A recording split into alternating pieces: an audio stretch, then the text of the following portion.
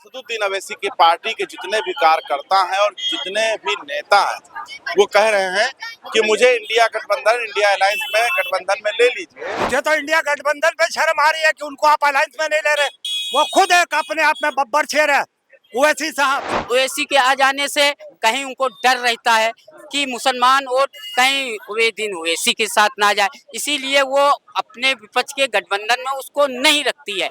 बहुत आगे निकल चुके हैं ओवैसी साहब और ये समाज भी अब बहुत आगे निकल चुका है। अब इन लोगों के बहकाम इन लोगों को अपनी जमीन खसकती नजर आ रही है, इसलिए ये सिर्फ ओवैसी साहब को नहीं लेना चाहते हैं।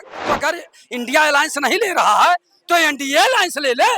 प्रधानमंत्री जी भारतीय जनता पार्टी को लोग बुला के उनको कोई मंत्री पद दे दे। मैं समझता हूं कि ओवैसी साहब को भी उस महागठबंधन में, मैं तमाम नेताओं को आपके चैनल से कह रहा हूं कि ओवैसी साहब भी धर्मनिरपेक्ष के विचारधारा के हैं और उनको भी गठबंधन में उनके सम्मान देना चाहिए और गठबंधन में साथ रखना चाहिए।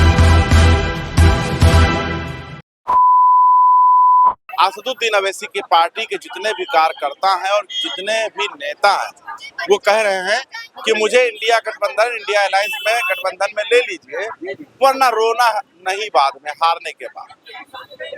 आखिर ऑल इंडिया मजलिस इत्तेहादुल मुस्लिमीन को क्यों इंडिया अलायंस में शामिल नहीं किया जा रहा है, उन्हें क्यों नहीं लिया जा रहा है, इस पर बात करने के लिए हम लखनऊ में हैं और ये दारुल सफा है जहाँ पर बड़े बड़े प्रवक्ता मिलते हैं, वक्ता मिलते हैं जो बड़े ही बेबाकी अंदाज में बात रखते हैं। उनको लग रहा है कि सत्ता आ रही है, लेकिन वैसे ही आ रही है जैसे एमपी में और उत्तर प्रदेश में, हरियाणा में आ रही है। उत्तर प्रदेश में भी यही हुआ था ना। उत्तर प्रदेश में भी मान लीजिए अब जब नहीं आएगी सत्ता में, जब इंडी गठबंधन नहीं आएगा बिहार के, तो बताएगा कि ये बी टीम है।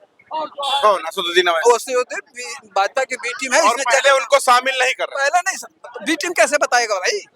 बी टीम बताने के लिए हार का ठीकरा किसी के सर फोड़ने को चाहिए कि ओवैसी जी की वजह से हम ये सीटें हार गए। जो सीटें कम मार्जिन से हारेंगे या ओवैसी कम मार्जिन, कम सीटें भाजपा जीत जाएगी और ओवैसी के मतदाता को ज्यादा वोट मिल जा रहा होगा उस सीट पे, तो बताएंगे ना कि ये भाजपा की बी टीम है, हम 3000 से हार गए और ओवैसी को। हालांकि बिहार का चुनाव है और आपको याद होगा 2022 में बैरिस्टर असदुद्दीन अवैसी अखिलेश यादव से कह रहे थे कि मुझे गठबंधन में ले लीजिए वरना बाद में रोना मत।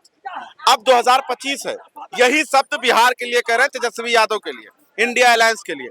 आखिर क्या कारण है कि इंडिया गठबंधन जो है ऑल इंडिया मजलिस इत्तेहादुल मुस्लिमीन को अपने में शामिल क्यों नहीं करना चाहती है इंडिया गठबंधन में? जो विपक्ष का गठबंधन है इस देश में वो सिर्फ मुस्लिम तुष्टीकरण की राजनीति करता है। जब उबैदुद्दीन ओवैसी भी मुस्लिमों की राजनीति करते हैं।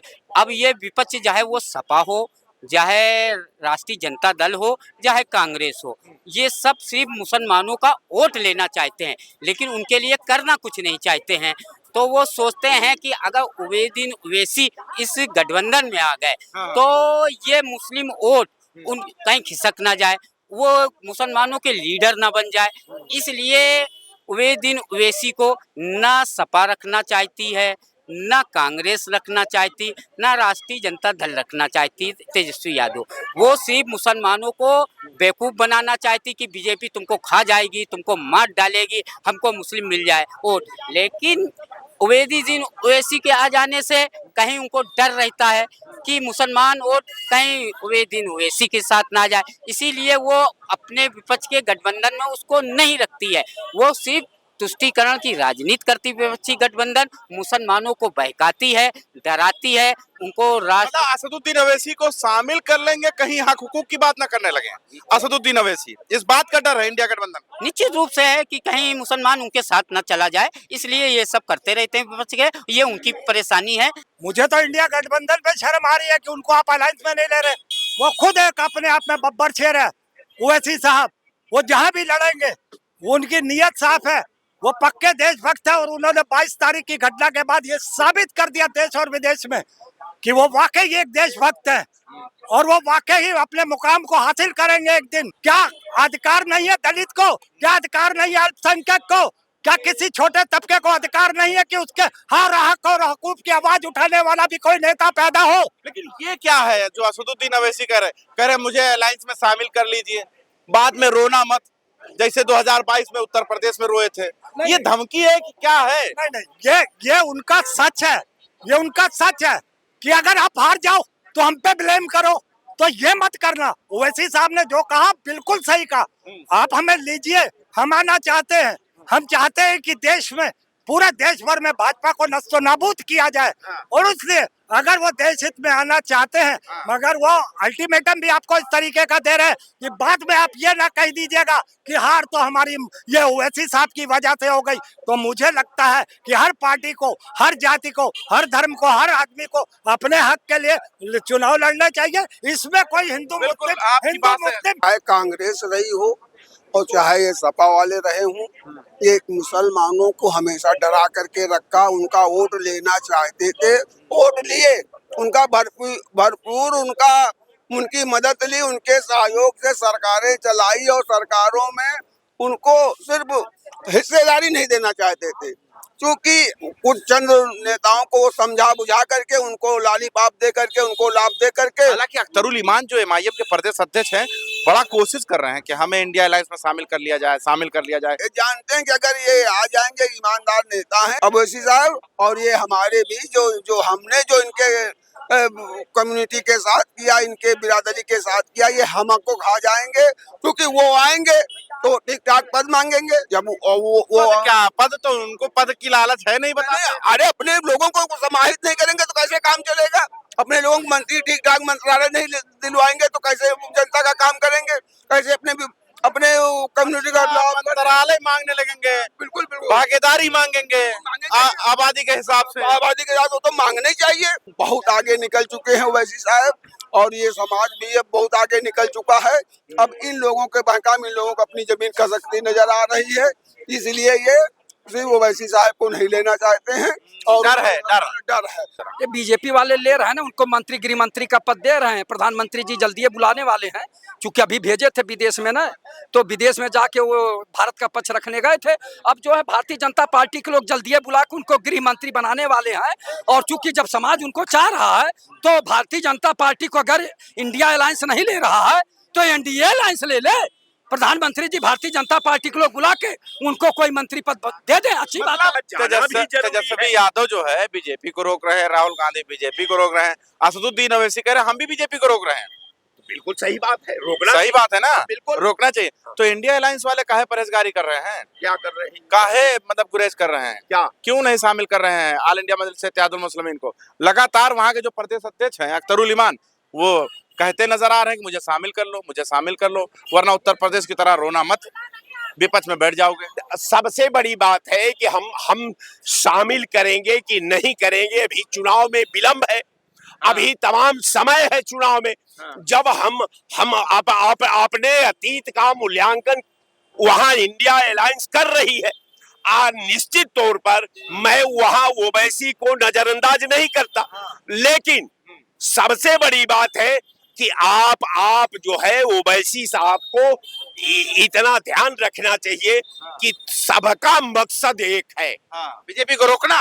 तो जब सबका मकसद एक है तो सब लोगों को त्याग के रूप में, एक दूसरे को कोऑपरेट करने के रूप में, एक विधा में भाजपा को सत्ता से सत्ताच्युत करने में शामिल करें ना इंडिया अलायंस में। क्यों उनको तीसरा मोर्चा बनाने की आन पड़ी है? उनको तीसरा मोर्चा बनाने के लिए तैयार हैं। उनको गाजा बाजा के साथ शामिल करना पड़ेगा। क्या अलायंस की बात चल रही है, अलायंस के नेता उस पे मनन कर रहे हैं, मंथन कर रहे हैं, विचार कर रहे हैं कि ओवैसी साहब को साथ लाया जाए, लेकिन आप सड़क पर सवाल जब पूछने लगते हैं कि कब लाया जाए, क्या गठबंधन कोई 24 में लिए थे, 24 में लिए थे, नीतियों का 24 में लिए थे, गठबंधन नीतियों का खेल 24 में लिए थे, गठबंधन दिल्ली में लिए थे, गठबंधन नीतियों का खेल नहीं, भावनाओं का आनंद धरातल है।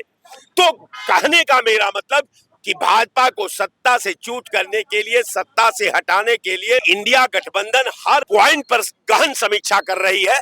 अब मैं समझता हूं कि ओवैसी साहब को भी उस महागठबंधन में, मैं तमाम नेताओं को आपके चैनल से कह रहा हूं कि ओवैसी साहब भी धर्मनिरपेक्ष के विचारधारा के हैं और उनको भी गठबंधन में उनके सम्मान देना चाहिए और गठबंधन में साथ रखना चाहिए। जब चोर की दाढ़ी में तिनका होता है तो दाढ़ी दूर से खजवाने लगती है। कांग्रेस और राष्ट्रीय जनता दल की और समाजवादी की सोच में खोट है कि 20% मुसलमान को हम चूतिया बना रहे हैं। 20% मुसलमान अगर इकट्ठा हो जाएगा तो हमारी जो है दुकान बंद हो जाएगी। वहाँ बिहार में जो है कांग्रेस गाली देती है लालू को और लालू देते हैं कांग्रेस को। जब चुनाव होता है तो गठबंधन हो जाता है। यहाँ तक असरुद्दीन ओवैसी कोई लालू प्रसाद यादव के और अखिलेश यादव के और राहुल गांधी के मोहताज नहीं है। मोहताज है नहीं ना? नहीं, बिल्कुल नहीं मोहताज है। 5 विधायक सीटें केवल तेजस्वी यादव से मांग रहे थे और तेजस्वी यादव ने एक विधायक जो है 1 सीट नहीं दी और फिर भी ओवैसी साहब जो है 5 विधायक जीत गए।